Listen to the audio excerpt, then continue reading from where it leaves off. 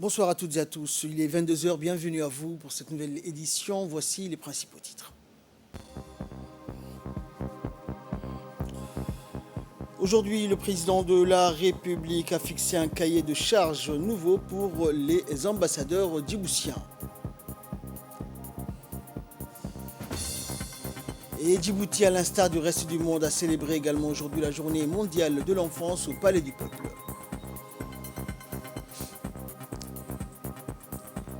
Et dans l'actualité internationale, l'OMS redoute 700 000 morts de Covid-19 supplémentaires en Europe d'ici le printemps prochain.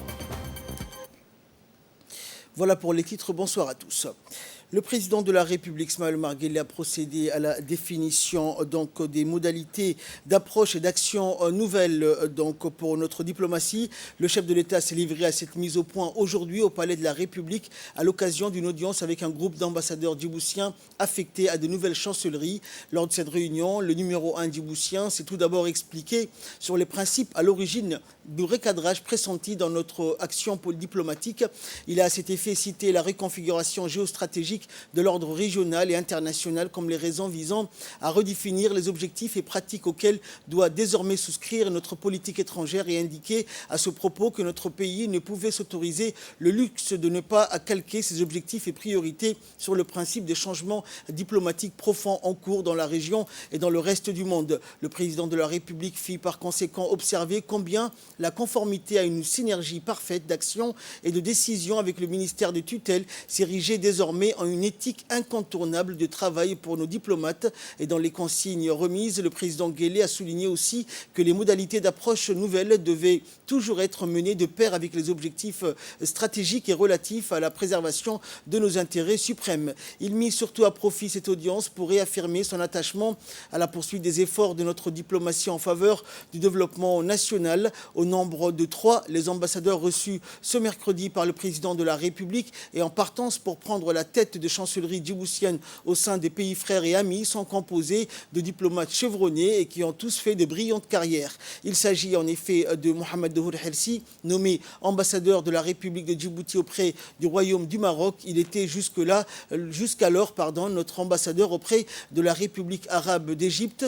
Également Issa Abdillahi Assoué, nommé ambassadeur de Djibouti auprès de la République de l'Inde. Il occupait jusqu'alors les fonctions de premier conseiller de notre ambassade auprès de la Fédération de Russie. Et enfin, Mohamed Burhan Ali, nommé ambassadeur de Djibouti auprès de la République de Côte d'Ivoire. Il était jusqu'alors le premier conseiller de notre ambassade au Royaume de Belgique. Le chef de la diplomatie djiboutienne, Mahmoud Ali Youssouf, a pris part naturellement à cet événement. C'était dans les titres de cette édition, sous le haut patronage du Premier ministre Abdelkader Kamel Mohamed, le ministère de la Femme et de la Famille, en collaboration avec l'UNFD et avec l'appui de l'UNICEF, a célébré aujourd'hui la journée mondiale de l'enfance au Palais du Peuple. Après une semaine riche en activités, en effet, le ministère de la Femme et de la Famille et l'UNFD ont, du 16 au 25 novembre, organisé des activités qui ont eu pour but de faire prendre conscience de l'importance de préserver les droits de l'enfant, qui est un capital humain sûr. Cette année, l'accent étant mis sur les violences subies par les enfants. Des vidéos et spots d'enfants exprimant leurs droits ont été réalisés et diffusés pour l'occasion en collaboration avec les partenaires au développement. Différents ateliers qui avaient pour but d'informer et de sensibiliser sur l'intérêt supérieur de l'enfant et regroupant personnalités, parlementaires et sociétés civiles qui ont été aussi organisés par le ministère de la Femme et de la Famille et l'UNFD en collaboration avec les partenaires techniques nationaux et internationaux tels que l'UNICEF, premier partenaire sur les droits des enfants.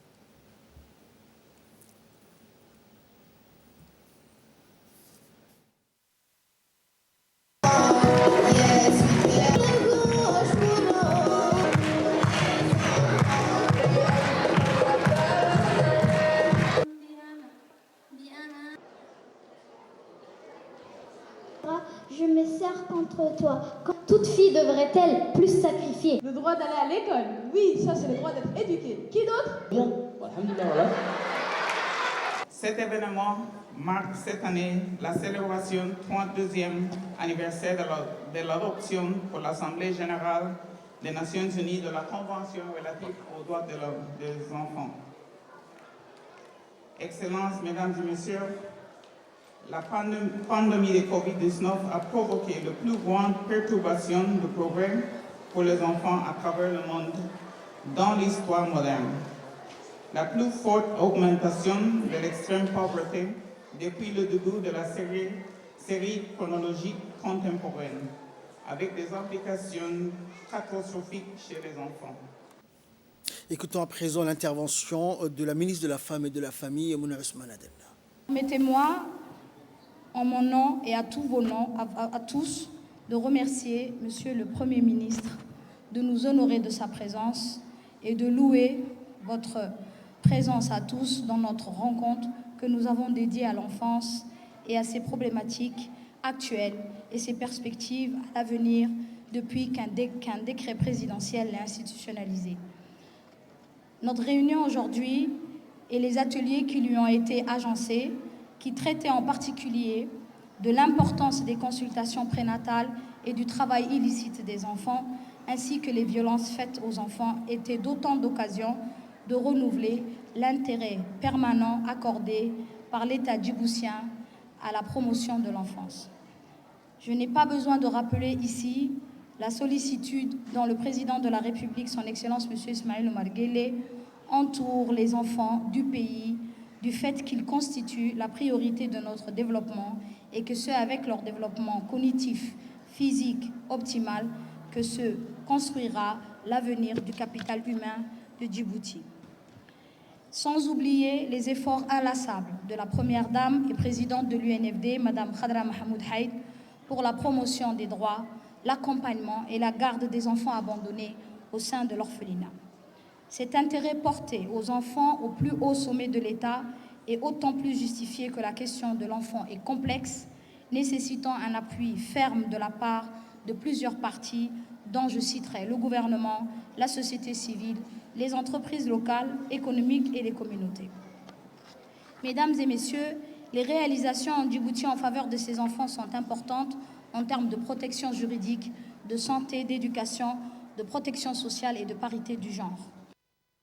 Et le Premier ministre qui a présidé cette importante cérémonie s'est réjoui donc de sa participation à cet événement. On l'écoute. Bonjour, c'est avec un immense plaisir que je célèbre avec vous chaque année la Journée nationale de l'enfant, qui se tient dans le sillage de la Journée internationale de l'enfance fixée par les Nations Unies au 20 novembre de chaque année et dont le thème cette année s'intitule « Un avenir meilleur pour chaque enfant ». Cette journée est un moment propice pour nous interroger sur le chemin parcouru et les perspectives d'avenir et vision de notre engagement pour l'enfant djiboutien. Nous allons donc l'aborder surtout sous un aspect de mise au point de ce que nous avons réalisé et des défis que nous comptons relever pour améliorer la situation des enfants dans notre pays. En ratifiant la Convention relative aux droits des enfants en 1991, le gouvernement djiboutien s'est engagé à promouvoir et à protéger leurs droits en partant du postulat qu'investir dans tous les enfants permet de renforcer l'équité, la cohésion sociale et de promouvoir une société inclusive offrant des réelles opportunités à tous pour participer effectivement au développement économique et social du pays. Dans cet esprit, notre pays a entrepris de nombreuses réformes et réalisations sur les droits des enfants qui ne se résument pas aux arsenaux juridiques. Ces réformes entreprises ont engagé des investissements massifs dans tous les domaines afin d'instaurer un environnement propice au développement et à l'épanouissement de l'enfant. Nous avons très tôt compris qu'investir dans l'enfant et lutter contre toutes les formes de privation infantile, c'est investir dans l'avenir et lutter contre la pauvreté chronique transmissible de génération en génération. La volonté politique sans cesse renouvelée du président de la République, son Excellence Ismaël Omar Guelleh, de maintenir l'enfant au cœur des politiques publiques guide certes nos actions. Djibouti a fait des réalisations substantielles touchant à la situation de l'enfance et des progrès ont été enregistrés au niveau de plusieurs indicateurs relatifs aux objectifs du développement durable, tels que celui de la réduction de l'extrême pauvreté, de la réalisation de l'éducation primaire universelle et de l'égalité des sexes. Nous nous réjouissons de garantir notamment l'accès à l'éducation des enfants à besoins spéciaux. Et en marge de la célébration de cette importante journée donc de l'enfant, un panel de discussion entre les membres du gouvernement avec à sa tête le Premier ministre et les enfants donc a eu lieu par la suite. Les enfants qui ont eu l'occasion de poser différentes questions aux membres du gouvernement et des discussions donc s'en est suivi des recommandations. Et enfin, la cérémonie de la célébration de la journée mondiale de l'enfant s'est clôturée par des remises de cadeaux à tous les lauréats et participants des mains donc des officiels présents, dont notamment le Premier ministre, la ministre de la Femme et de la Famille et les membres du gouvernement. Les enfants donc ont reçu des bicyclettes, donc entre autres comme cadeau.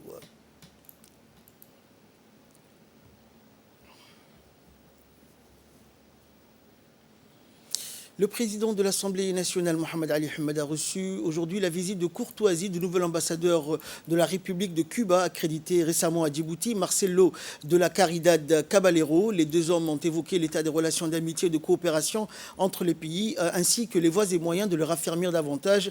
Les échanges ont porté également sur la coopération entre les institutions parlementaires des deux pays. Au cours de cette rencontre, le président Ahmed, qui a tout d'abord souhaité la bienvenue aux diplomates cubains, a salué les liens de coopération existants entre Djibouti et la Havane, notamment dans les domaines de la santé, de l'éducation et du sport. Et le président du Parlement a fait part également au nouvel ambassadeur de la disponibilité pleine et entière de l'Assemblée nationale dans l'accomplissement de sa mission diplomatique dans notre pays.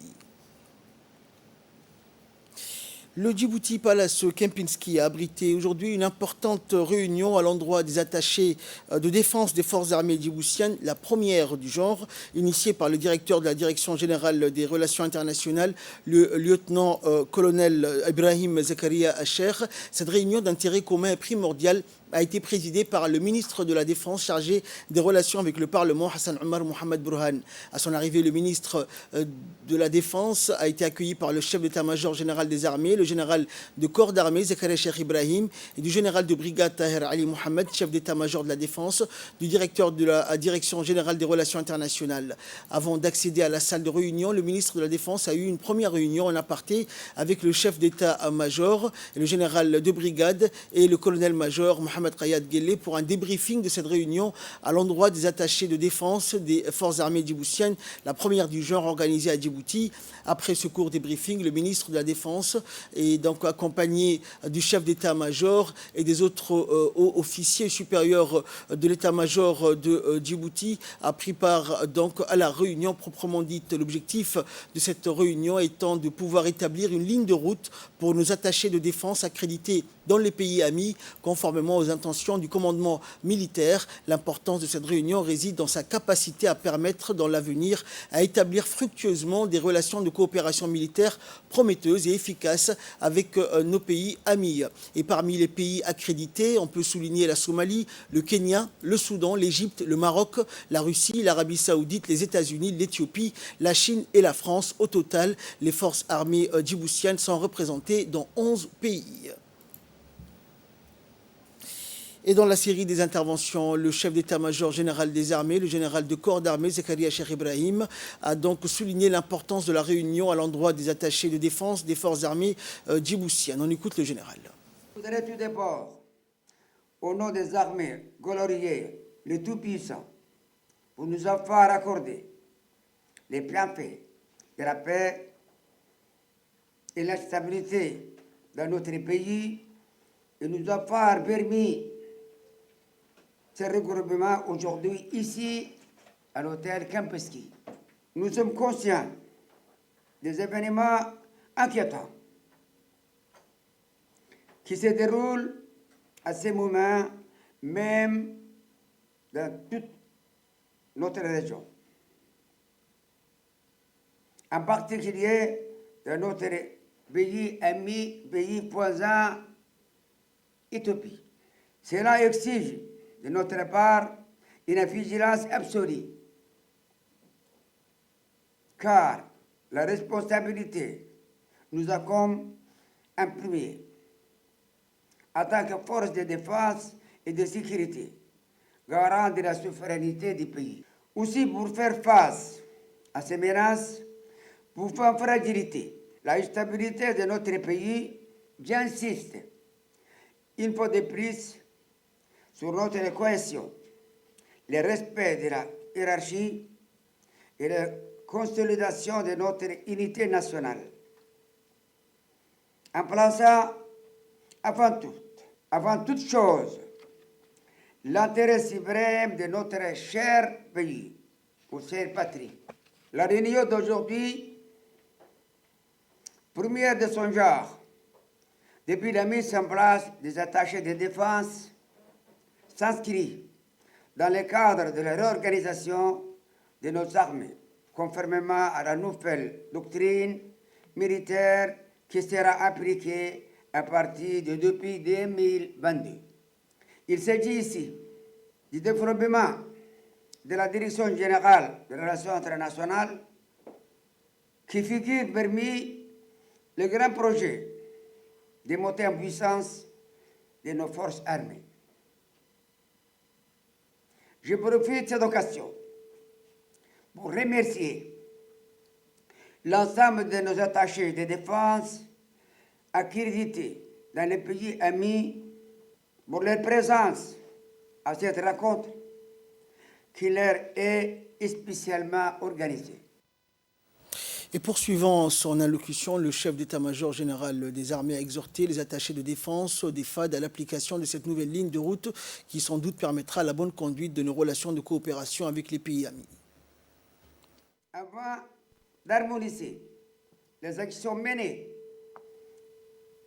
par les différents bureaux de l'état-major des armées et pour une meilleure coordination des programmes de coopération avec les pays amis, les départements arabes, la direction de l'instruction ont été intégrés à la direction générale des relations internationales. Dans ce même contexte, et à l'instar des armées du monde, il est indispensable que nos attachés de défense près nos ambassades à l'étranger soient historiquement liés à la Direction générale des relations internationales. Raison pour laquelle il a été créé dans le nouvel organigramme de la DGRI le bureau des attachés de défense. Aussi, l'objectif de cette première réunion est de vous transmettre les nouvelles orientations et procédures de travail pour partir ensemble sur de nouvelles bases. Vous avez été destinés pour exercer la fonction d'attaché de défense dans les pays avec lesquels nous entretenons des liens diplomatiques. Votre rôle est déterminant en tant qu'acteur de la coopération militaire et observateur essentiel à la compréhension des enjeux stratégiques internationaux. Vous êtes un collaborateur essentiel de la Direction générale des relations internationales, lui permettant de conseiller les SEMGA dans le développement des capacités de nos forces armées, l'amélioration de la communication bilatérale et la bonne conduite de nos relations de coopération avec les pays amis. Par conséquent, il vous appartient de préserver cette coopération qui doit être fructueuse et la développer davantage afin de renforcer nos liens de coopération avec les forces amies. Et de son côté, le ministre de la Défense a à cette occasion insisté sur le rôle des missions d'attaché de défense des forces armées djiboutiennes. C'est un plaisir pour moi de présider cette réunion regroupant nos attachés de défense désignés auprès de nos ambassades à l'étranger. L'organisation d'une telle réunion est importante dans la mesure où elle permettra à l'avenir de profiter des relations de coopération militaire promoteuses et efficaces avec nos pays amis. Je viens de suivre avec beaucoup d'intention le mot du chef d'état-major général des armées et la présentation réalisée par le directeur de la DGRI. Nous sommes tous conscients de ce qui se passe actuellement dans le monde et particulièrement dans notre région, où la situation sécuritaire se dégrade de plus en plus. Alhamdulillah, nous pouvons estimer que nous sommes le seul pays de la région qui vit actuellement en paix. Et nous devons tout faire pour la consolider et la pérenniser. Devant ce genre de situation, il faut noter que le rôle des relations internationales et diplomatiques est fondamental. En général, messieurs les officiers, en tant que ministre de Défense chargé des relations avec le Parlement et représentant du gouvernement, je suis parfaitement d'accord avec ces nouvelles orientations à l'égard de nos attachés de défense. Je vous félicite et vous encourage à poursuivre cette procédure pour l'intérêt général du pays. Et au terme des salutations, le lieutenant-colonel Ibrahim Zakaria Cher, directeur de la Direction générale des relations internationales, a offert au public une présentation approfondie sur l'historique de sa direction, son fonctionnement et ses perspectives d'avenir qui se basent sur les directives du commandement militaire.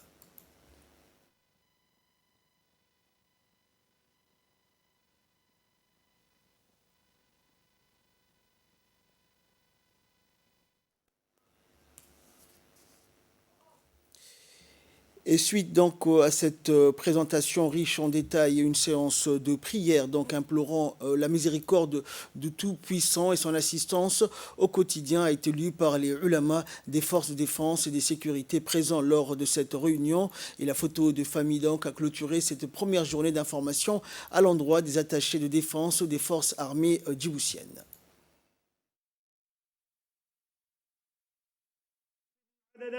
واقتلهم بددا ولا تغادرهم منهم حدا يا رب العالمين سألك العفو والعافية والمعافاة الدائمة في الدين والدنيا والآخرة اللهم اجعل هذا البلد بلدا آمنا رخاء مؤمنا يا رب العالمين اللهم احفظ حدودنا اللهم احفظ جنودنا يا أرحم الراحمين ربنا آتنا في الدنيا حسنة في الآخرة حسنة وقنا عذاب النار يا أرحم الراحمين آمين آمين صلوا على محمد سبحان ربك.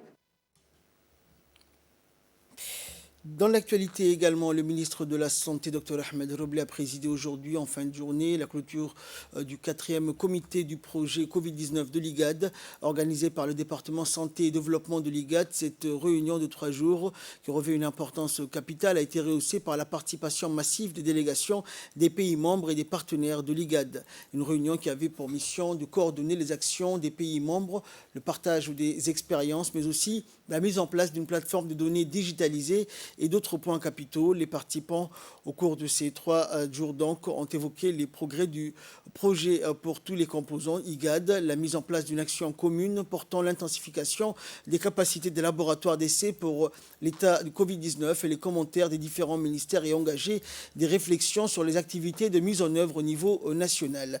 Écoutons pour plus de précision l'intervention du ministre de la Santé.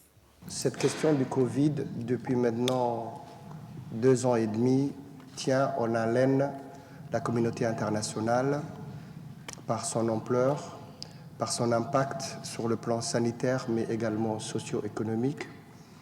Et Djibouti, comme les restes des pays de l'IGAD, lutte tous les jours contre cette pandémie. Bien que mon pays a un profil épidémiologique assez particulier que nous n'avons pas des cas. Nous n'avons eu que 3 petites vagues de pandémie du Covid-19. Nous n'avons pas eu beaucoup de décès, mais nous restons vigilants vraiment à s'occuper de cette pandémie qui entrave en fait et qui peut entraver le développement de nos pays respectifs. Je suis très content que vous soyez ici, dans ce pays, et à échanger entre vous vos expériences, vos vécus sur cette pandémie du Covid-19 et plus particulièrement sur la vaccination anti-Covid-19. Pour notre part, le ministère de la Santé, nous sommes actuellement, mon pays à peu près représente 13%. Nous avons vacciné 13% à peu près de la population cible.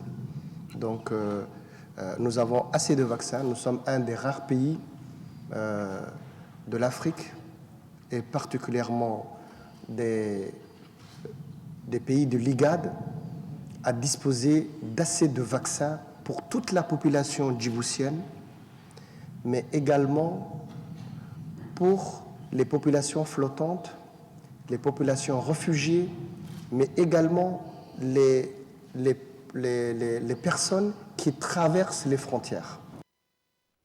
Le ministre de l'Environnement, Mohamed Abdelkader Moussa Helem, a présidé aujourd'hui la réunion du 6e comité de pilotage de l'initiative de la Grande Muraille Verte au Palais du Peuple. L'objectif de ce 6e comité est donc de réunir tous les États membres et les principaux partenaires de mise en œuvre pour faire le bilan des 2 dernières années et tracer la voie pour les prochaines années. Il convient de noter que la Grande Muraille Verte est l'initiative phare de l'Union africaine pour lutter contre les effets du changement climatique et de la désertification en Afrique. L'initiative a pour but de transformer la vie de millions de personnes en créant une mosaïque d'écosystèmes verts et productifs en Afrique du Nord, au Sahel et dans la Corne de l'Afrique.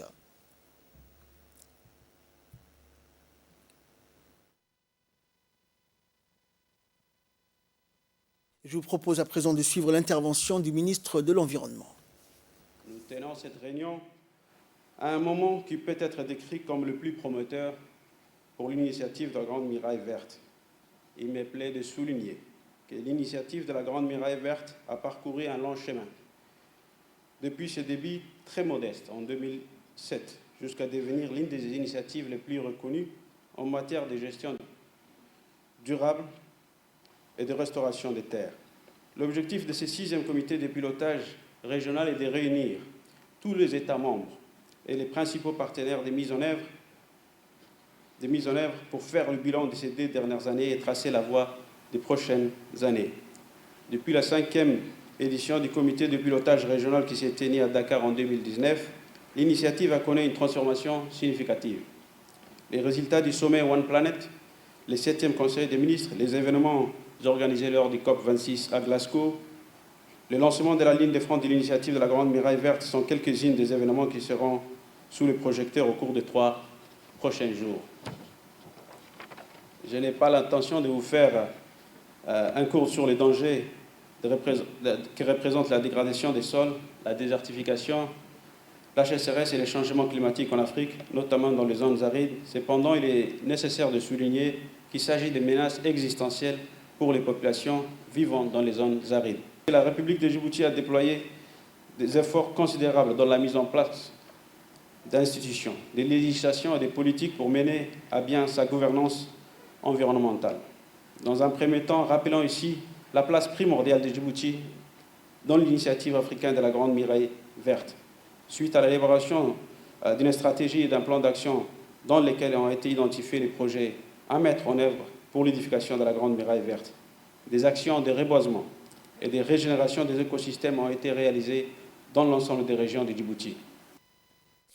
Le ministre de l'Énergie et des Ressources naturelles, Younis Ali Guédé, a reçu ce matin dans son cabinet une délégation de la Banque mondiale qui finance le projet pilote de la géothermie. L'objectif de la réunion était de comment réduire le coût de la facture énergétique dans le pays en mettant les nouvelles énergies, notamment celle du gaz naturel. La délégation de la Banque mondiale a évoqué les différentes coopérations entre l'Office djiboutien de l'énergie géothermique et la Banque mondiale. Ils ont aussi éclairci leurs exigences en matière de l'octroi des emprunts qui pourra financer l'avancement du projet géothermique. Le ministre a remercié les représentants de la Banque mondiale pour les aides constantes qu'elle fait pour réaliser donc certains projets au sein de notre pays. En déplacement en France du 20 au 27 novembre 2021 dans le cadre d'un voyage d'études, le ministre de la décentralisation, Rassim Haroun, accompagné d'une forte délégation, s'est rendu à Paris en France. L'objectif de la visite étant de renforcer les liens, de créer des coopérations décentralisées et partenariats avec les collectivités locales et examiner les méthodes de travail et bien sûr mobiliser des fonds pour accompagner la décentralisation à Djibouti. Le ministre de la décentralisation a assuré donc la place que le président de la République accorde à la question de la décentralisation. D'ailleurs, le déplacement en force des présidents des régions est un symbole fort de montrer, si besoin est, l'importance dans la quête de développement régional de son département.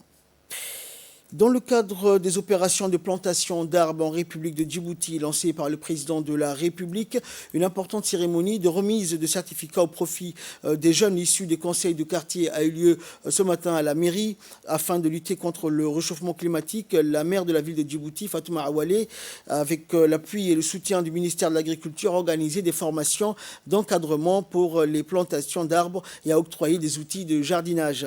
Le secrétaire général de la mairie qui a ouvert la cérémonie, salutations et mots de bienvenue. Le secrétaire général a évoqué par la suite l'importance que revêt cette cérémonie puisqu'elle clôture une série d'événements qui se sont déroulés antérieurement.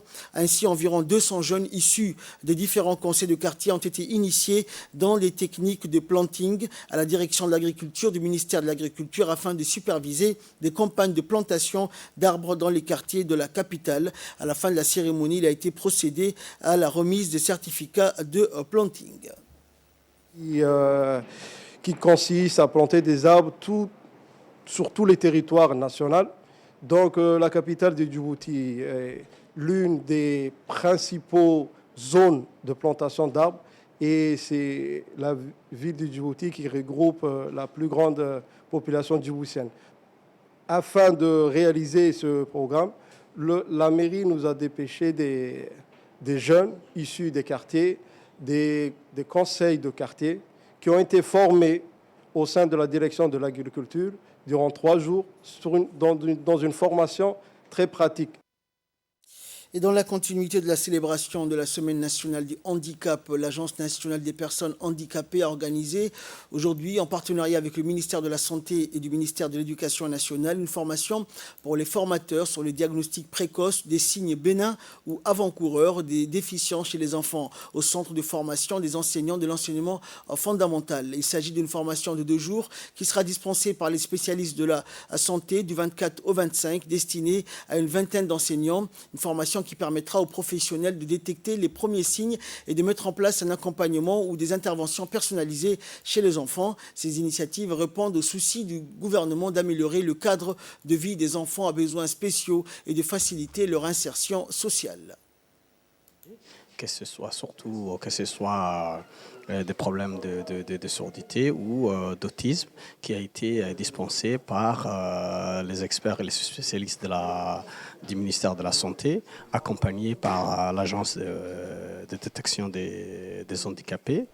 Et c'était une formation qui allait dans un sens où nous, comme des intervenants, c'est-à-dire que ce soit formateurs ou les enseignants, qu'on est, une entité importante pour vraiment détecter à bas âge les enfants, qui présentent des handicaps et que pour après on puisse soumettre ces enfants. Actualité internationale pour clore cette édition. L'OMS redoute 700 000 morts supplémentaires en Europe d'ici le printemps. L'Organisation mondiale de la santé tire la sonnette d'alarme sur la situation sanitaire dans le vieux continent. L'OMS est inquiétée dans un communiqué de l'emprise de la pandémie de Covid-19 en Europe, estimant qu'elle pourrait être à l'origine de 700 000 morts de plus dans le continent d'ici le printemps 2022. Si ce scénario se confirmait, il y porterait le nombre total de décès à 2,2 millions. Actuellement, plus d'1,5 million de personnes sont mortes du Covid-19 dans la région. Pour l'OMS, l'augmentation des cas s'explique par la combinaison de la prévalence du variant Delta hautement contagieux, d'une couverture vaccinale insuffisante et de l'assouplissement des mesures anti-Covid-19. Selon ces données, les décès liés à la pandémie ont plus que doublé depuis fin septembre, passant de 2100 par jour à près de 4200 quotidiens. D'après l'OMS toujours, le port du masque réduit de 53% l'incidence de la maladie, une généralisation de son usage jusqu'à jusqu'à 95% pourrait permettre d'éviter plus de 160 000 décès d'ici mars prochain. L'institution recommande donc un rappel pour les plus vulnérables, y compris les immunodéprimés. C'est la fin de ce journal. Passez toutes et tous une excellente soirée avec la suite de nos programmes télévisés.